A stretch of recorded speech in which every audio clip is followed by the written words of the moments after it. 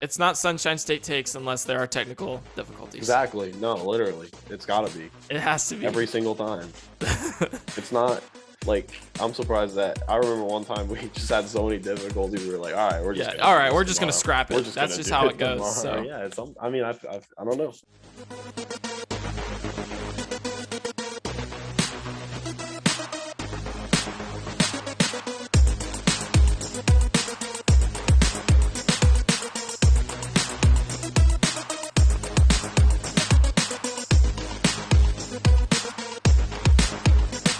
they thought they got rid of us, but we are back here on Sunshine State Takes. I'm Brandon Carroll alongside Matt McConnell. And after was probably our longest time without recording a podcast since we started this back in 2019, we are here. We are ready to talk about the Super Bowl between the Rams and the Bengals. Matt, how are we doing? Well, at the very least, the show falls in line with our theme, which is that we're not going anywhere. You can't get rid of us. We don't care about what the haters have to say. So we're back, and I've been really good, man. Really, really, really good. Just hanging in there, getting into the groove of school, doing all the school work, because there's a lot of it. And, just hanging out, meeting the new friends in the new city that I'm in. So I've really enjoyed my time here. I've enjoyed watching all the sporting events that have gone on this year. Really good NFL season that, we just weren't really there for. I mean, I'm sure you, like me, watched all the games, but, in terms of the podcast, we weren't necessarily there alongside the fans for every step of the way. But I still 100% enjoyed everything that we had go on this year in the sports world. And, here we are today to, at the very least, do the Super Bowl together. This will now be our third Super Bowl preview show. I couldn't really imagine a world where there were only two of them. Had to be a third. So we're going to get the third today, and we're just going to go from there. But yeah, to answer your original question, I'm doing really good. Really Absolutely. Good. How about you? Well, obviously we're on the trilogy right now, so I'm doing amazing. I'm doing wonderfully. Like you, just been kind of busy with schoolwork and things like that. Schoolwork, work, and just trying to balance, the hecticness of life in general. But like you said, we are here. We are back for this Super Bowl preview, and I couldn't be more excited to, dissect what these two teams bring to the table after a season that kind of brought some of the unexpected. These are two teams, obviously the Rams. Some of the unexpected. All of the unexpected is what this season was. And the Super Bowl matchup itself was unexpected. Well, half of it was expected, but the other half, which we'll get into, completely unexpected. Absolutely. 100%. So how has Tallahassee been? Is this your first time doing the show from FSU? No, we got one in. We got one in back. We got one in back in September. Dude, I can't even No, we got one in here. We got one in here for sure. I know for a fact. I remember where I recorded all that. It was our NFL kickoff show. So the last time we were on the show was to give our Super Bowl predictions, and now we are going to look back at those and see what we were right about and what we were wrong about. But yeah, we did get an episode in Tally, and Tally's been great. Adjusting to a city is definitely like not an easy task. I don't know if I thought it was necessarily going to be easy, but it's not easy. But what it is it's a lot of fun, and it's a good learning experience. So I've been very thankful for the opportunity to be here and continue pursuing my education and meeting some new friends. So I've been enjoying it a lot. And I know you're somewhere new too, in Gainesville, and you've had a few months there to get it under your skin. So why don't we hear a little bit about that as well? Yeah, for sure. Obviously, I was in Gainesville last spring, but I wasn't on campus. And so I've kind of had to navigate that new venture just because I'm kind of adjusting to going to in-person classes again, which is really nice. I'm glad about that because as, great as in-person classes. As great as Zoom was, I was sick and tired of Zoom classes and such. So just being able to be back in person, interact with people, have a teacher not that far away from me when they are kind of instructing is a refreshing feel for something that we kind of took for granted for a little bit. So that's been great. Obviously, I'm still working with Sports Illustrated. I've been covering the Florida Gators basketball beat this semester, kind of going to all their home games, trying to stay up with all their away games as well. Those are a bit more sparing just because basketball on the site isn't incredible, because of the kind of growing disdain, I should say. Well, apathy really for Mike White and Yeah. how he operates the program. I think he's been fine. I think he is a fantastic person. Whenever I have Right. come across to him in press conferences, in the hallway after games, he has been nothing but a great person. But people just the mediocrity of the basketball team has been something that has Yeah. been a constant for his 7-year tenure at Florida. So people have grown to not be as excited about Florida basketball as they have in the past. So Yeah. Sports Illustrated has kind of taken a laid back approach to how basketball operates on the site, just Okay. because it's not pressing. Because yes, if you get a constant basketball presence, that's nice, but and it's always good to get up articles, but it's not something that if Right. it's an away game or something that I'm not at, they're not like, we need this up at this time right Yeah. afterward. You Whereas guys got to save that energy for baseball season. yeah. I don't know. Is baseball season like that for you guys usually? Um Is it usually a lot of work, or I can't well, imagine it's as busy or as yeah. football or Yeah. basketball. No, it's not. Baseball is baseball. I say basketball is sparing because they don't get clicks. Baseball is sparing because they don't Yeah. get clicks. And that's just necessarily because there's so many games, so many things like storylines that can happen or whatever, Right. that really what you're going to get is an occasional, like if there's a big game that they win, a ranked, against a ranked opponent, things like that, or a big series that's going to come Yeah. up that they're going to, go back and forth or whatever.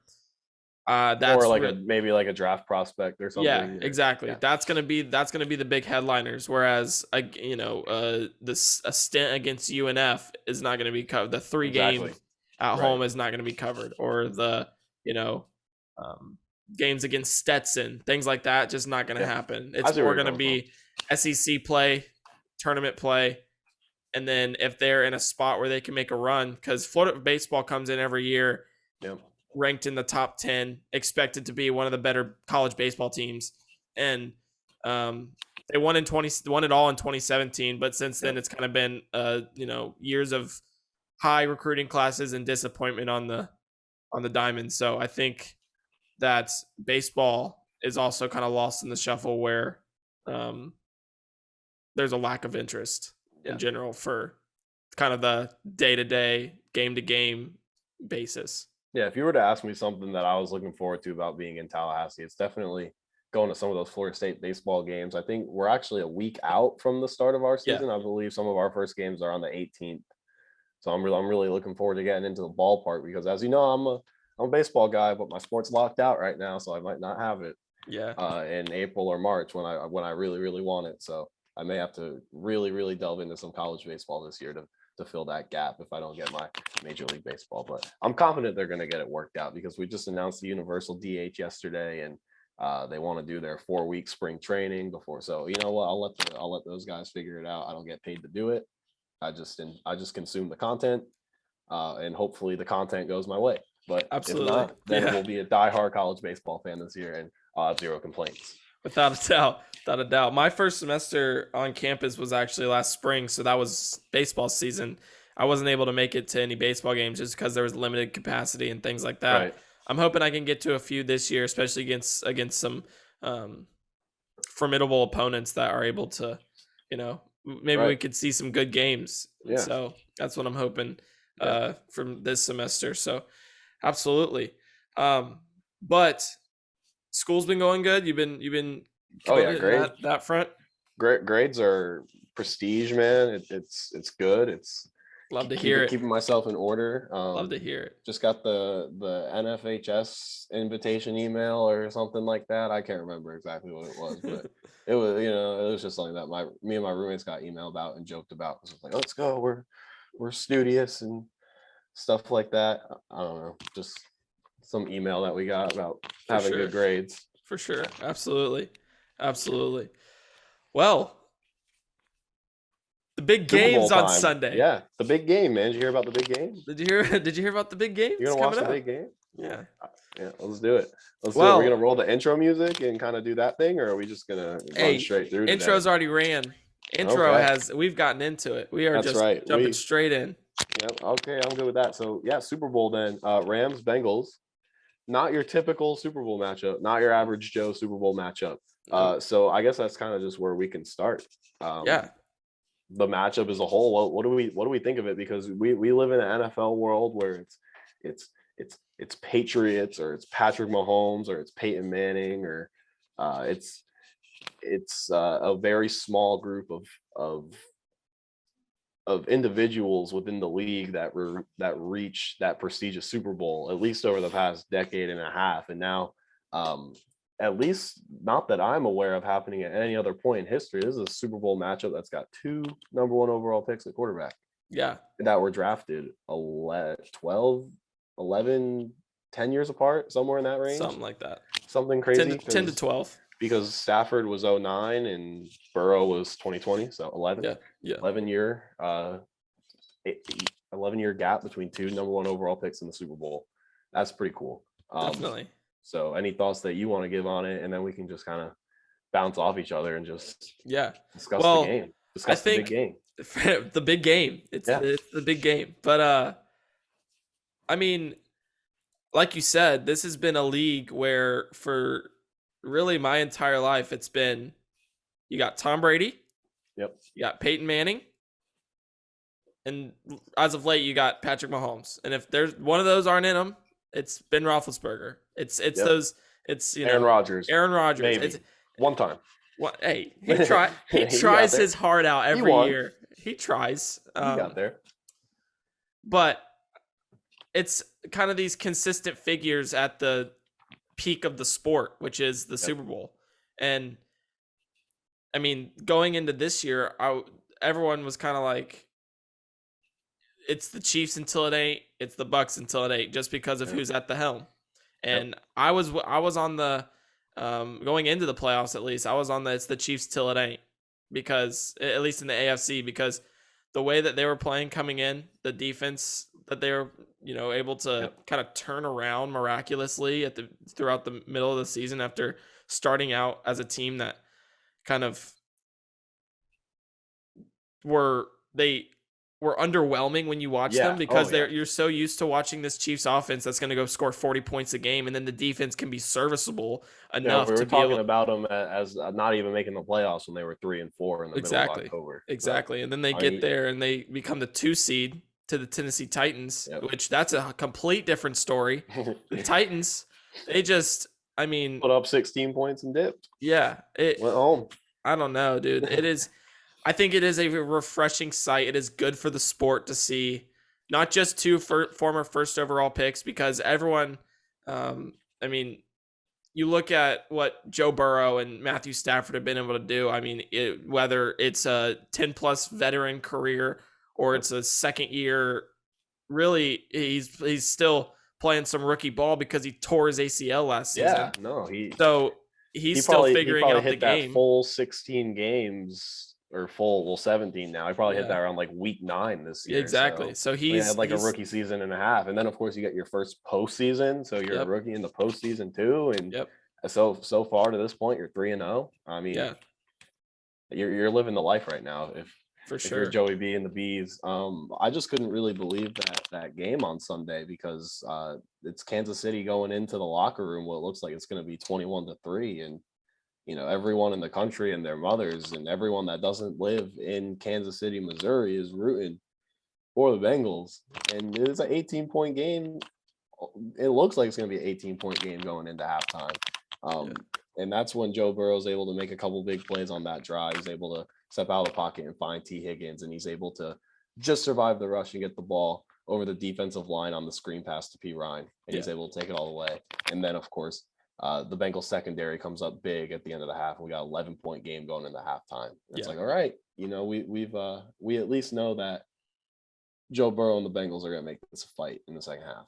Definitely. They're not going to succumb. They're not going to raise a white flag. They're not just going to, get their butts kicked like so many other teams that have gone into Arrowhead in the past in the playoffs. Not the Patriots, but and now not the Bengals. So they really persevered well, and one of the biggest reasons for it, and something that I think could contribute to them maybe coming up big in the Super Bowl. I know we're going to get into like keys to the game in a little bit, but Yeah. it's that pass rush duo of Sam Hubbard and Trey Hendrickson, and how much disrupting they were able to do in the second half and really make Mahomes uncomfortable and force those turnovers. It was really throughout the whole postseason for the Bengals.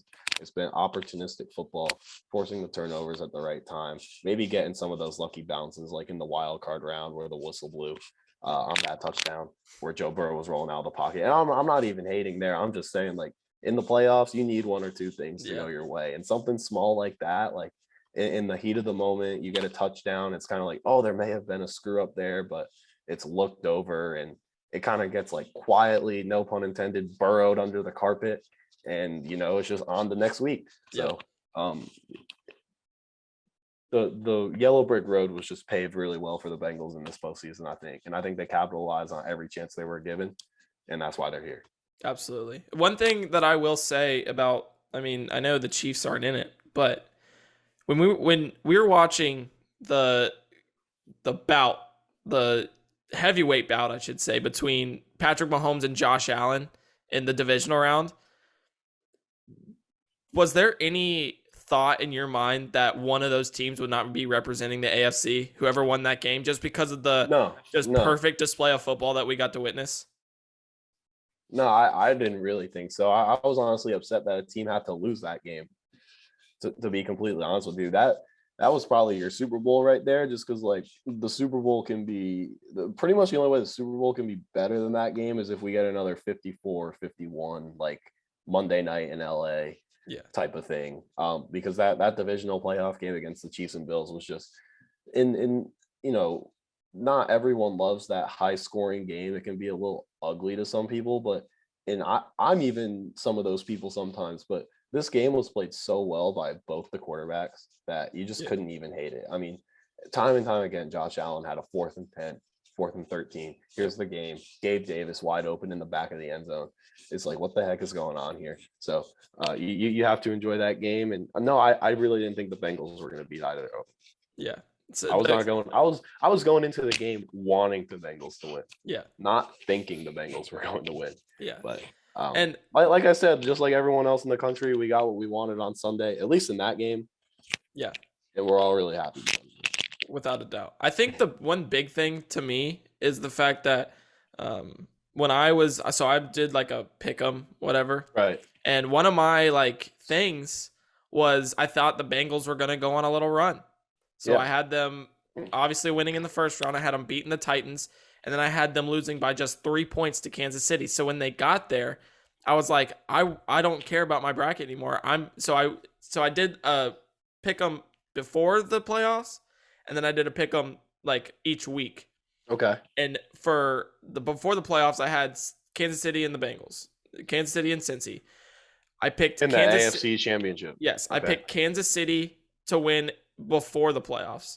I picked the Bengals to win during the playoffs because I thought like which one's going to win you the money, or is this? Well, the one that would win me the money is the one where I picked the Bengals. Okay, so that's good. So you're alive, yeah. Yes, that's good. But the crazy thing to me is the fact that I think so my mindset going in is, okay, the Bengals are playing great team football. Like every aspect of their team has kind of rallied together, and we can look at the, roster on paper and we're like, oh, this team's not very good. I mean, Eli Apple is probably cornerback 1. It's not a great roster from this team is a Super Bowl team. No one thinks that. It's just they're playing good football. And when you pair a team like the Bengals, who have I don't even know how to describe it. They just have it. Joe Burrow has it.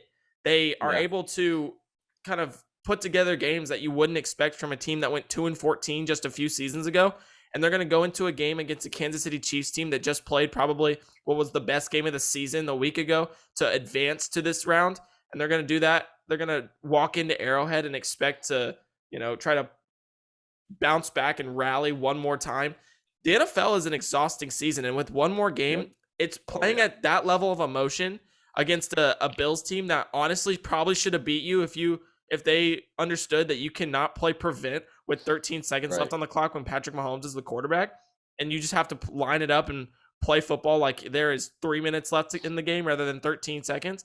It is a drastically difficult uh, endeavor to balance these contests in the playoffs like that. And I think because of that, the Bengals were able to, obviously after getting down, because we've seen the Chiefs start fast before. We've also seen them start slow. And honestly, starting slow is good for the Chiefs because when they start slow, they come back in the second half and they win. When they start fast, they tail off towards the end and they allow teams to come back in it. That's exactly what they did with the Bengals. And the Bengals were able to take advantage of their kind of, them being tired and having to go through that, not just physical toll, but that emotional toll that occurred when they played against the Bills. And because of that, the Bengals were able to kind of outlast them in that game and come back from, like you said, down 18. So, I mean, once again, it was the turnovers. Patrick Mahomes in the second half, 2 picks, 2 fumbles, I'm pretty sure, and second half plus overtime. Yeah, because he threw a pick in overtime. So, I mean, the first half Bengals and the second half Bengals in that game were just two completely different teams. I mean, Burrow led all the drives. The defense got all the turnovers. And of course, Evan McPherson, Mr. Automatic. I was saying they should have just kicked it when they were at the 25. They waited to get all the way to the 3. I was like, God, come on, he's automatic. Just kick the field goal. I don't know, but they ended up kicking it. So for sure, for sure. Yeah, the Bengals were able to flip the script in the second half, and this is in no way taking credit away from them. I just think the Chiefs kind of just tailed off. They burnt out in the second half. I mean, it is hard to go back to that game 3 years in a row. Yeah. And I mean, even when you are up 18 and it looks like you're going into halftime with that 18-point lead, and you're seemingly 30 minutes away from doing it for the 3rd straight time. Yep. And it just crumbles all right below your feet, because you need to even remember when the Patriots went into Arrowhead and beat them to go to their 3rd straight Super Bowl. That was a game where they were up 14-0 at halftime. The Patriots were, and the Chiefs came back and they took that lead late, and the Patriots had to give everything they had. So and they're the first team to go to 3. The Chiefs would have been the first team to go to 3 straight Super Bowls since those Patriots. I don't know why I say that like that, because it's recent, but before the Patriots did it, I don't know who did it before them. Maybe the Bills. Or somebody. So it's hard to go to that game 3 years in a row, 3+ years in a row. And the Chiefs fell victim to that on Sunday, I think. Without a doubt. So looking at the Bengals as a whole, what do you think? Well, I guess we should flip over to the NFC real quick before we get into the Rams. that. Yeah, we talked some NFC football. So obviously, they were able to kind of get past the hump that was the San Francisco 49ers this season. They've been kind of daunting whenever they've faced off for the Rams. Deebo Samuel has been kind of that that kryptonite for this Los Angeles team, Sean McVay, and that just a roster on Los Angeles that is second to none in the NFL. There is so much talent for Los Angeles. What did it mean for them to be able to kind of surpass, or not just win in the NFC Championship game, but do it to a team that just seemed like they could not touch? And really not just this year, but the past 3 seasons? Yeah. Well, I don't think the Rams really cared about who they had to play on Sunday, because playoff football is very different from regular season football. The Saints beat the Bucks twice last year in the regular season, and the Bucks beat them in the playoffs. So what I think factored more into this Rams Super Bowl run was the fact that they were there 3 years ago, and they put up a 3-point egg and absolutely embarrassed themselves. And many of us, just given what the Rams did the following 2 years, which eventually led to Jared Goff trade talks, I think most of us thought they were done. Yeah, they had their chance and they blew it. And they go out and they get Matt Stafford. And as the season goes on, they get Von Miller, they get Odell Beckham. Last year, or 2019, they obviously brought in guys like Jalen Ramsey. So there have been building blocks to this puzzle for a very long time. Cooper Cup. I mean, Robert Wood's been hurt, obviously, but some of those receivers that have been there, those guys have been there since McVay got there, and maybe even a little bit before that. So the team has been being built for a while, and we know that they're legit because they are just recently been to the Super Bowl. And I think that is above all the motivation for the Rams. Yeah. On Sunday is that we were just here and everyone laughed at us, and it will not be happening again. Yeah. It's one thing to go out there and be masterclassed by Belichick when you are like a 32-year-old head coach in your first Super Bowl.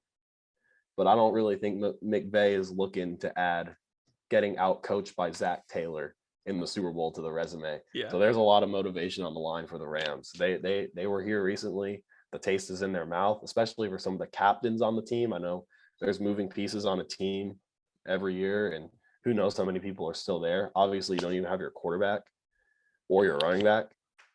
Well, at least your main running back. Yeah. But you still got Aaron Donald. You still got Aaron Donald. Aaron Donald was on the field for that loss. Yeah. Cooper Kupp was on the field for that loss. So there are a lot of people on that team that want to make it right, and they have the chance to do so in their home stadium. So no, I think yeah, obviously they got over the hump that was the 49ers, but I don't think the fact that it was the 49ers walking into SoFi on Sunday was the motivation. Well, I think no matter who they were playing on Sunday, they were going to persevere and they were going to get back to that Super Bowl. Yeah. I wasn't necessarily saying that it was their motivation. I more so think it's I know. I more so think it's a confidence thing. Yeah. Because just like the Bucs last year, the Saints seemed like they had their number. And being able to beat a team that had your number, it's like, okay, we can beat these guys, we can beat anyone. Because sometimes there's just teams that are able to they just match up well. And because of that, they're able to win ball games against you. And it makes it difficult for you to get over that hump. But when you do, they kind of cruise on that high to a Super Bowl. We saw it last year with the Bucs. They got over the Saints. They were able to take down Drew Brees in what was his final game in New Orleans. And they cruised to a Super Bowl. Yep. And it's kind of the same story with this Rams team. They've been up and down all year. We've seen their struggles. We've seen their successes. One of their biggest struggles has been playing the San Francisco 49ers. The 49ers, the only reason they were in the playoffs in general is because they were able to come back against the Rams in the final week of the regular season. And I think because of that, the Rams had that thought in the back of their mind of, this team has the possibility of beating us. They've done it before. They can do it again. We cannot let up at any point. We are going to play from start to finish. We're going to put them in a position where they cannot beat us, because they will not stand in our way of being able to reach a Super Bowl. Because at this point, even then, that game took everything it had for the Rams. Exactly. It was a 17-7 49ers lead, and it was looking like more of the same. And Jimmy G, for once in a while, was playing a pretty good game, couple touchdown passes, pretty good completion percentage, just taking what the defense was giving him, playing within the confines of the Shanahan offense that has made him look so good for the past few years, and got him, has had the Niners in Super Bowl contention for the past 2 years. I mean, when Jimmy G has just been able to settle down and play within the scheme designs of getting some of those fast playmakers, always been able to play pretty well. And that's what I thought it was most of in that NFC Championship, until the Rams were able to claw back, take the lead, and he actually had to make some big time throws. Yeah. And similar to what we saw in Super Bowl 54 against the Chiefs, couldn't get it done. So because of that, he won't get to play in Super Bowl 56 against the Bengals. I was by no means surprised that the Niners didn't pull it out for the third time, though. I mean, it's just kind of like what we were talking about, how the Chiefs, it's hard to get the 3 Super Bowls. It's hard to beat a team 3 times in one season. Yeah, so without a doubt. And just because they were able to kind of make that turn, I think they're in a good spot.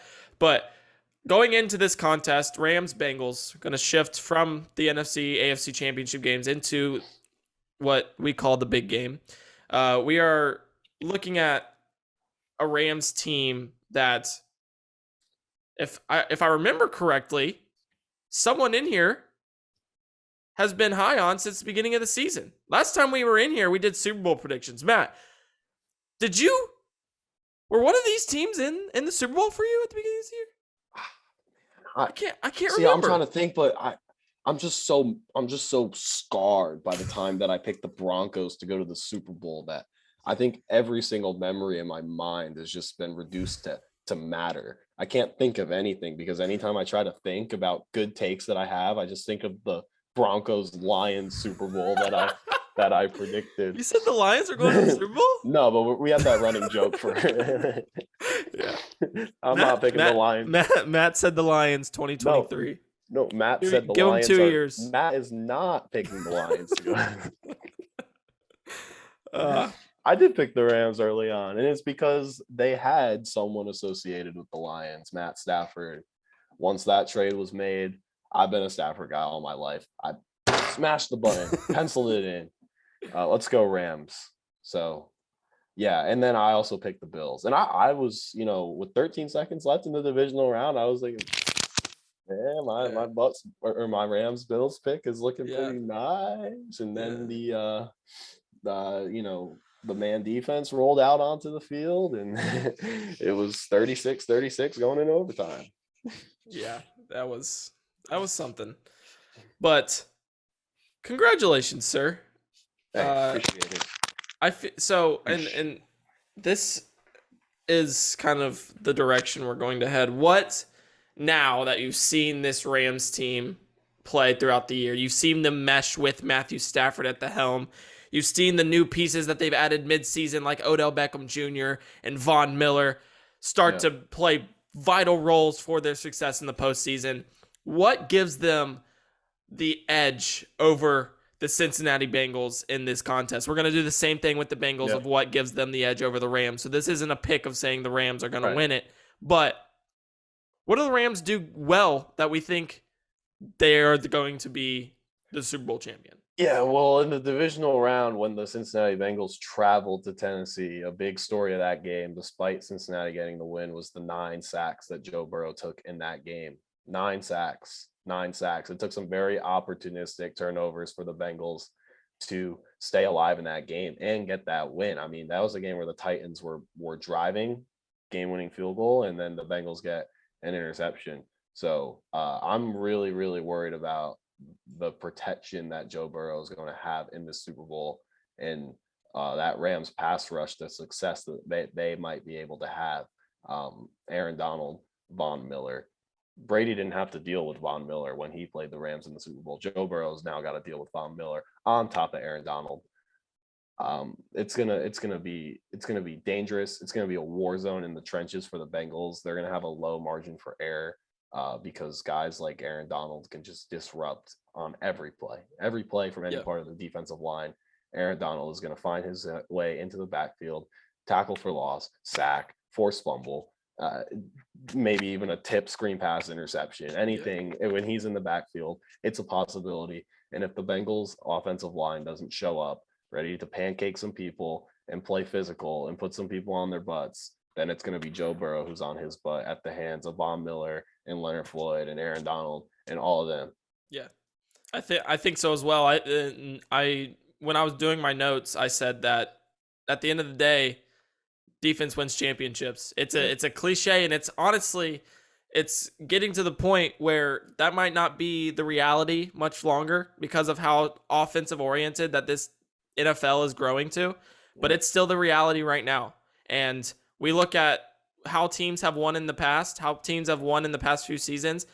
It's defense. Defense has been the ultimate factor. Last year, the Bucs were able to corral a Patrick Mahomes who was scrambling for his life because of a diminished offensive line. We're going into this year with a Rams defensive line that has arguably one of the best pass rushers that we've seen in the game for a while in Von Miller. And we have Leonard Floyd on the other side who's been freed up even more to be able to get off the edge and get after the passer. And then obviously Aaron Donald, who I coin as 1B, or honestly, I'd say 1A, 1B with Lawrence Taylor as the best defensive player to ever play the game of football. Yeah, so, I mean, I think they've just run out of DPOYs to give Aaron Donald, and that's without a doubt. That's why TJ Watt had to win it this year. Yeah, he's the LeBron of the NFL because obviously LeBron has not played as well throughout, in the past few seasons. However, we look at this. I mean, I will say when he's been on the court, he's been good. So we're not Yeah. even gonna lie like he hasn't. But No. he's been injured, so he hasn't been able to play at the level that he was previously playing at. But we look at LeBron's career, he deserves so many more MVPs, but he's doing what everyone expects him to do, and so it's not special. But then you look at the stat lines, you look at how he plays the game of basketball, it's special every single time, and there's no excuse not to give him an MVP every single season. It's the same thing for Aaron Donald. Everything that he does, everything that he's doing, don't take it for granted because you're not going to see it No, it's almost again like for a while. It's almost like we get to a point we just normalize the dominance, and then we kind of just forget about it. Without a doubt. Like what would be a great play for like an average defensive lineman is just an average play for Aaron Donald. So we see him just split through a guard and a tackle on the line and put them both on their butts, and we're just like, oh, there's Aaron Donald doing what Aaron Donald usually does. And it's like, okay, that's just a testament to how good he is. And I'm not saying that's I'm with you. I think it's 1A, 1B with whoever you think the defensive GOAT of football is. For you listed Lawrence Taylor. So we'll go with that. Yeah, he's got to be up there 1A, 1B with whoever that is in your opinion, just because the eye test, the stats, the awards, and now he has now been a part of 2 teams that have gone to Super Bowls.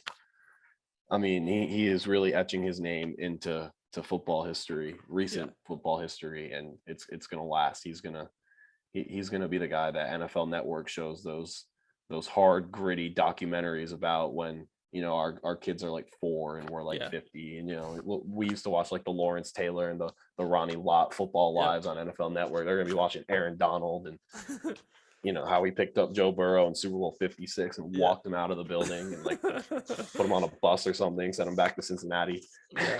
But the crazy thing to me is Donald, I think it was before the 49ers game, was saying how, like, telling his team, like, I've accomplished everything. I've done everything that there is to do in this game already. I'm not tailing out. I'm not done. But the one thing that I don't have to my resume is a Super Bowl victory. I tasted what it felt like to get there. I wasn't able to come up and, put together the performance that we needed to win. However, I will not let this one means something. This will mean something to me, man. Have you seen that? The Michigan dude?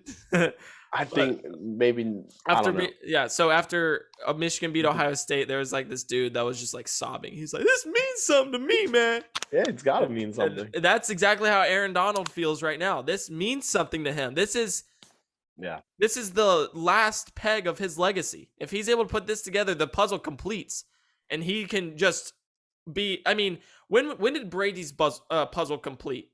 It was long before he kind of railed off the slew of championships.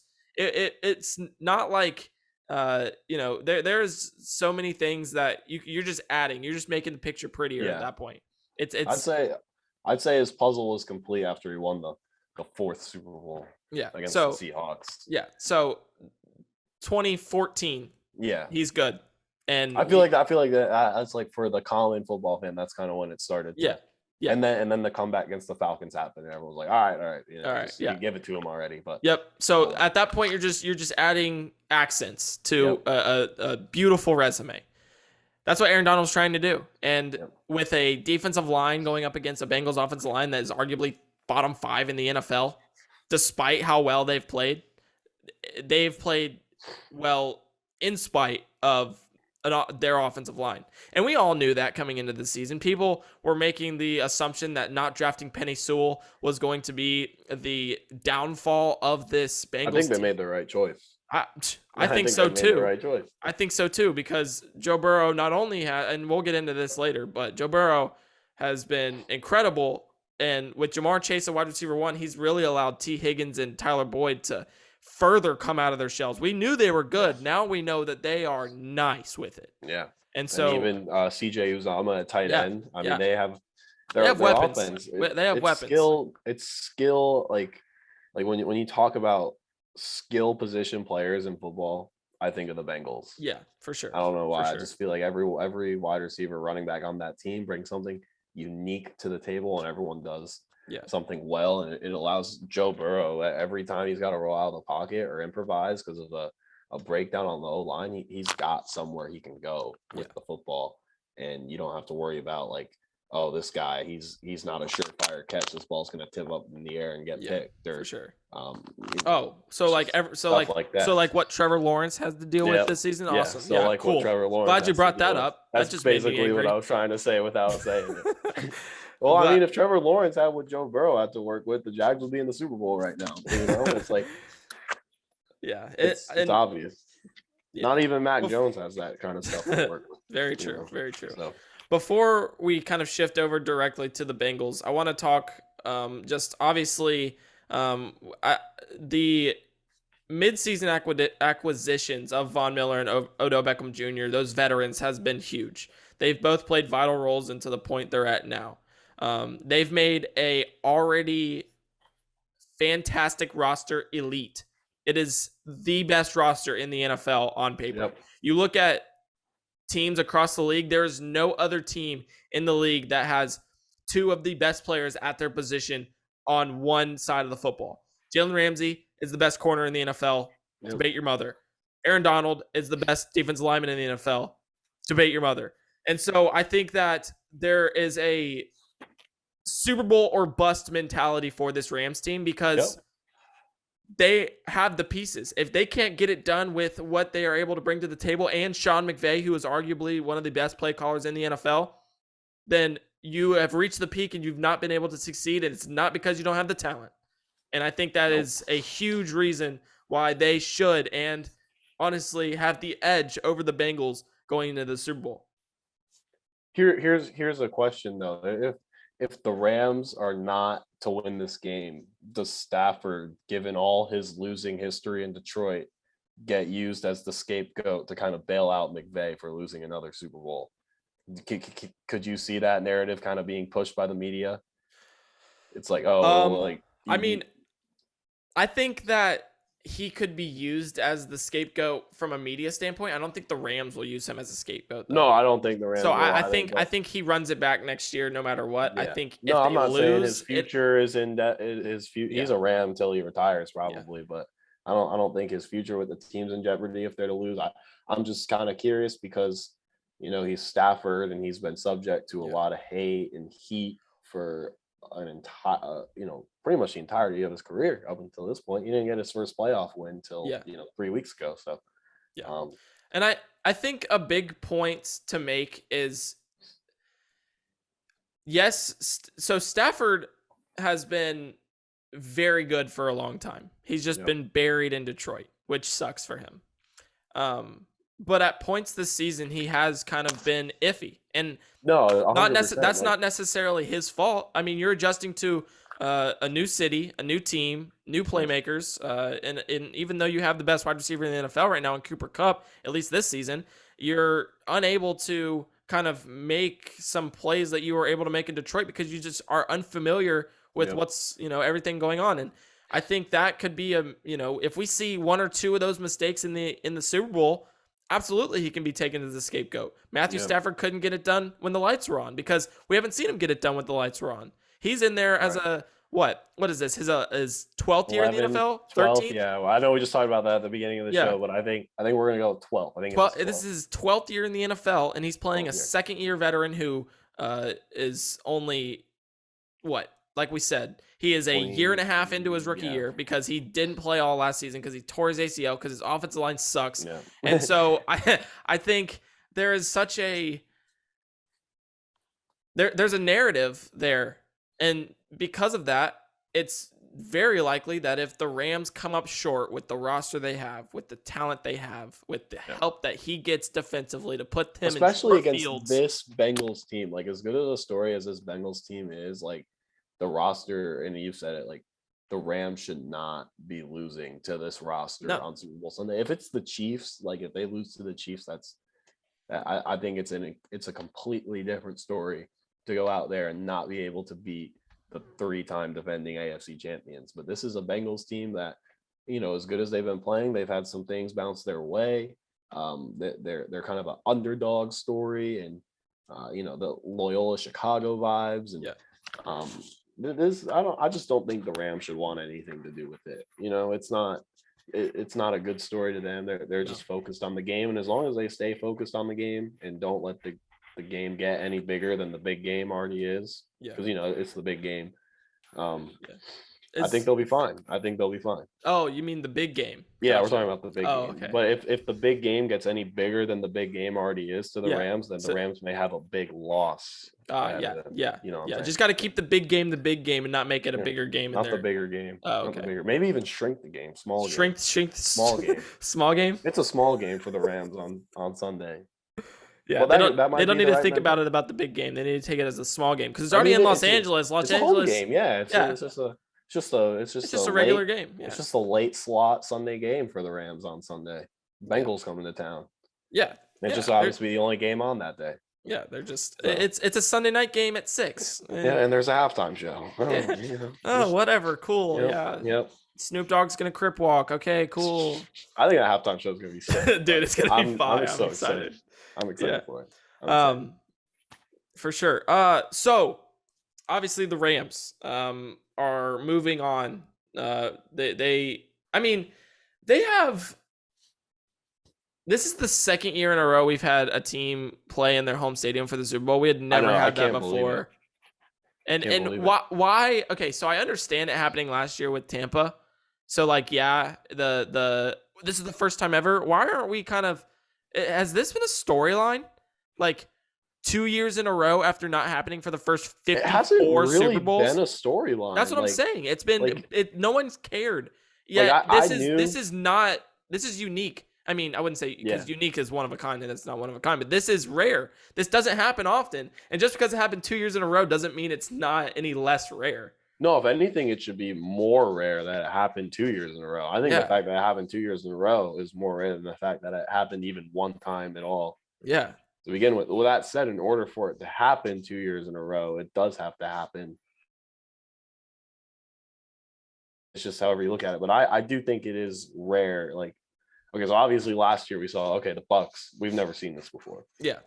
And it's like, what the heck? This is the second year in a row. And you're right. I'm with you. No one said anything about it. I think we texted each other about it. I've seen a couple things on Twitter about it, but it's not in the news in the way you think it'd be. I mean, I don't know. I'm kind of curious why the NFL isn't trying to figure out an alternate site right now because I am so disgusted by the home field advantage that they are giving the Rams for Sunday. I think I'm going to boycott the game. They should move the Super Bowl to Dallas right now. That's my take. right now. Right now. 2 days before, move it. They must move it to Jerry's World to avoid the unfair advantage. Hey. Woo. Well, that was interesting. So obviously we've given why the Rams should win. Why the Rams will win. Why will the Bengals win on Sunday against the Rams? The Bengals will win because of two guys that I named earlier. And I'm going to add a third guy to that mix. Okay. Trey Hendrickson, Sam Hubbard, and Logan Wilson.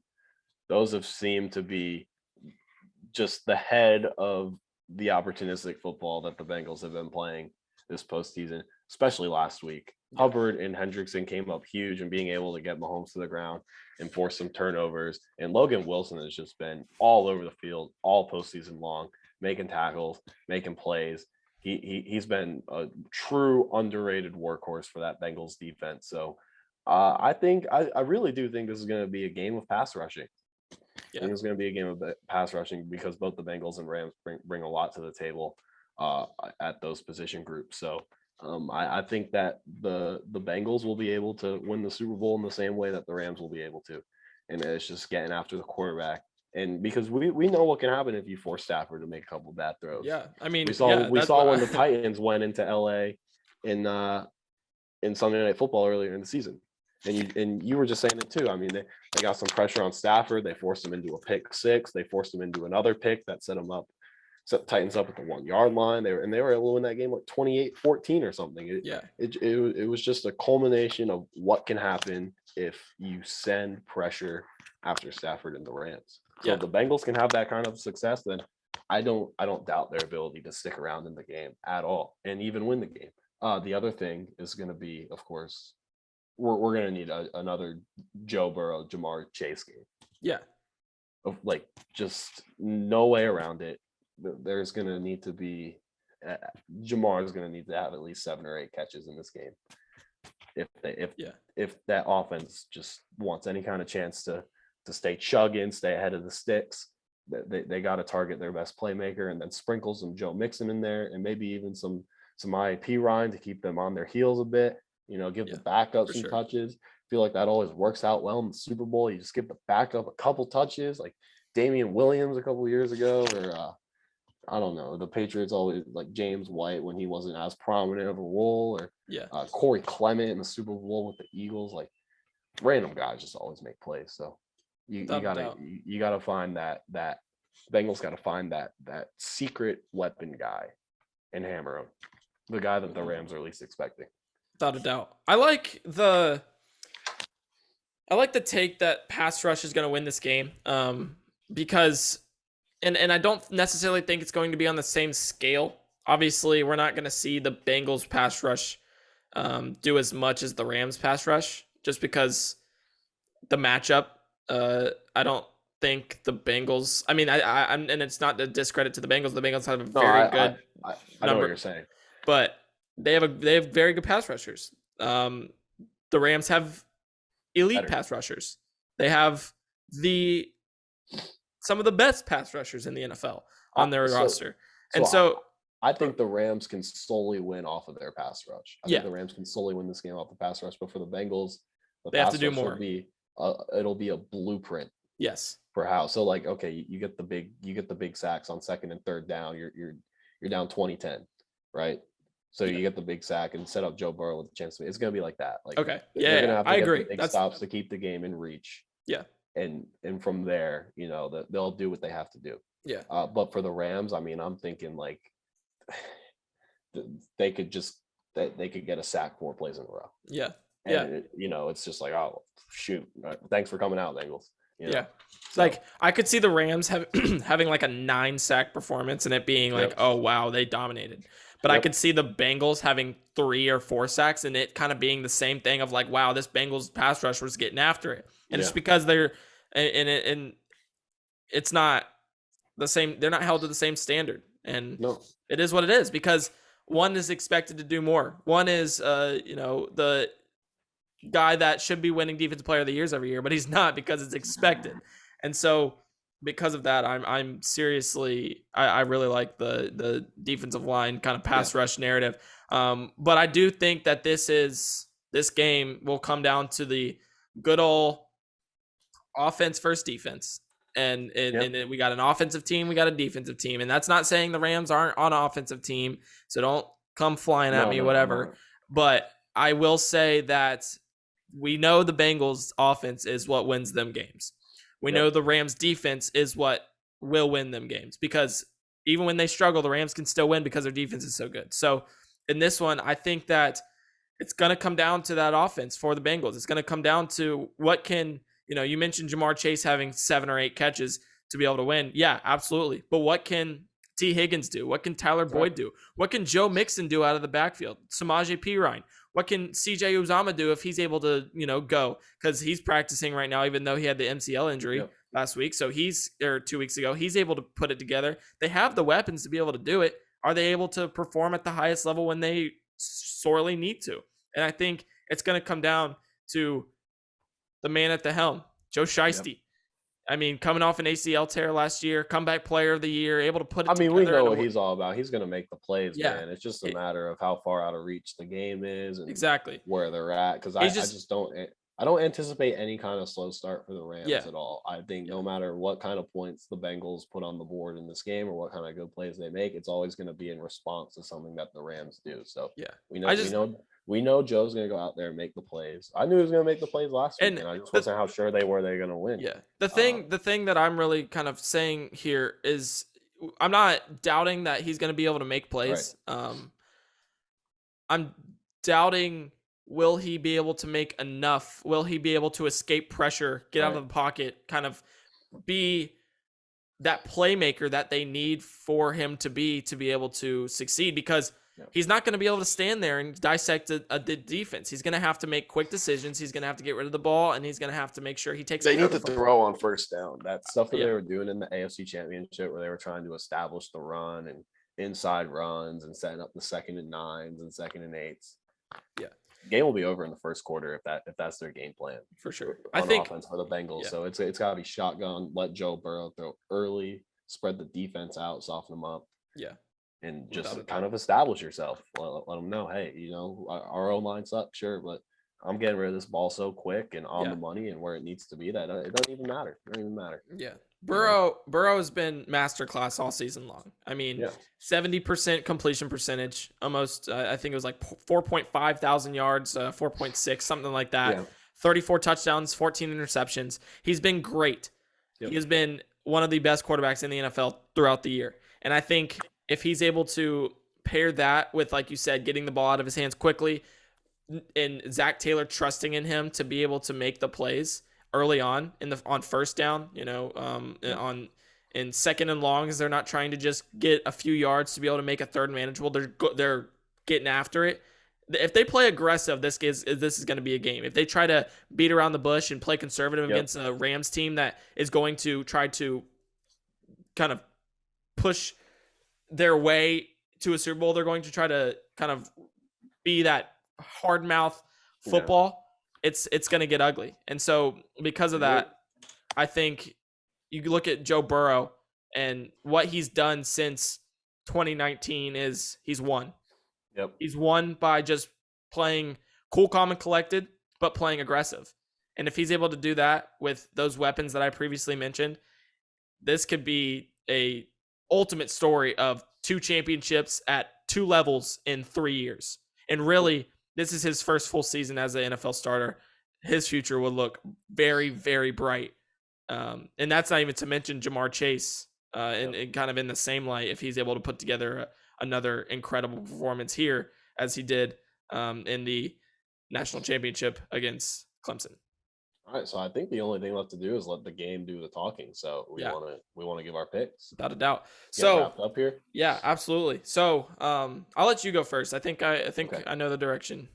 Yeah, I'm gonna go Rams 28-18. I think when it's all said and done, it's gonna be a double-digit margin, but it's gonna be a good game. Like I said, it's gonna be a lot of pass rush. It's gonna be a lot of sacks, a lot of Aaron Donald.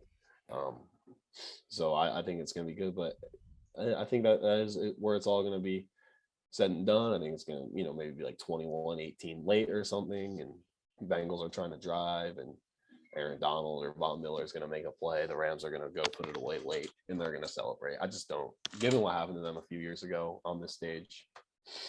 Yeah. I don't see them losing this time. Yeah. They can't. Understandable. They just can't. They can't. They just can't. It's the big game. It's going to be at the expense of like the greatest underdog story ever, but it's the big game, dude. They have to win the big game. They have to. It's the big game in the big city. Come on. The big game. Why don't you give us your big game? Well, let's hear what you got. Who's going to win it? The predictions for my big game. Okay, so my mind, the right. Conceptually, what I think questionable area is it has to be the Rams, right? Yep. Because they're just better. They are. But my heart, all about the heart. Is what leads me. I'm guided by my heart. And that tells me that the proven winner, the guy that has done it all in a short span, has the potential to do it all, Mr. Joe Shiesty, coming out, putting together a fantastic performance against a pass rush that probably should bury him in the dirt multiple times, but he's able to bounce up every single time and dish the ball to his weapons. I'm going to take the Bengals. I think the Bengals win it 31-28 over the Los Angeles Rams, and that's the deal. Joe Burrow's coming out hot. Stafford better plus ratio. Counter ratio Joe Shiesty. Touch grass is better. Period. Period. All right. All right. Well, thank you all for listening to another edition of Sunshine State Takes. We've, like we've said, we've been out of the game for a little bit. However, I think we got more of these in our future, though. We do. It was nice to be back. That's for certain. Probably can't go out and be like, oh, we're gonna have one this week and one that week and one, because there's just no guarantee. But we definitely got more of these in our future. Absolutely. So NBA just trade deadline. Be on the look. Be on the lookout because we are coming. NBA trade deadline talk coming up. Yeah, for sure. So Matt and I are split on the Super Bowl decision. He's going with the safe, but the realistic pick in the Los Angeles Rams. I think we've been split all 3 years. Have we? All 3 years. I'm pretty sure we have. Because I went Niners, you went Chiefs. I went Bucks, you went Chiefs. I think you went Chiefs last year. Yeah. I did. And now this year, this is the rubber match. The trilogy brings the rubber match. Everything is shaping up how it should be. Who's gonna win? We'll see. We'll find out on Sunday after the game. Yes, we will. So, thank you all for listening. Make sure to subscribe to our YouTube channel as well as Spotify and Apple Music, whichever platform that you have. If you don't have one of those platforms, there are other platforms that Sunshine State Takes is on. Make sure to name one off the top of your head. Google Podcasts, Anchor as well. Yeah, if you want to go to Anchor, you can get that one as well. But yeah, in Spreaker, there's multiple things that you can get. Yep. So make sure to just kind of keep up with Sunshine State Takes, and we appreciate your listening and hopefully are able to get back with another podcast as soon as possible. So thank you all and enjoy the Super Bowl. Enjoy the game. Go Rams. Enjoy the big game. Go Bengals. Hoo-day.